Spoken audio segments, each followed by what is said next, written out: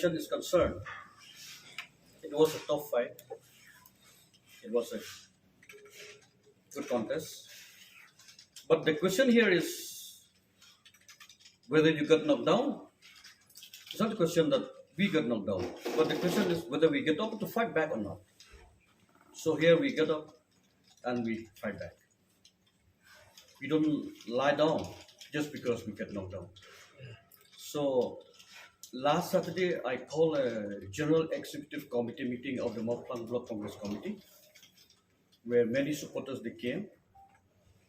We accept defeat, but we are still in touch with the party, and we have started working from now for the next general election. That's what I want to say. See, so far my constituency is concerned, Mr. S.K. Sun, the late MLA, he passed away on the 10th September. The election was declared on 28th September, after 2 weeks. And the election was on the 30th of October. 1 month. So, sympathy vote was there, and it's very strong. That's number one. Number two, we are fighting against the government. You see, in recent years, in this last 3.5 years, we lost so many representatives. But Don Shilla, his son got elected. Silsila, he is a Congress, but we lost. We lost to the NPP. And then see Maureen Kneng, and then see Rajabala, see Mawplang. Hardly that the opposition party won the election. Because if a person vote for me, I win the election. I cannot give back anything to him.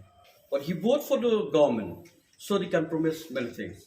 That's number two. And number three, as you know that Lam Prang Black, he was a fourth time MDC of the Congress from Mawplang.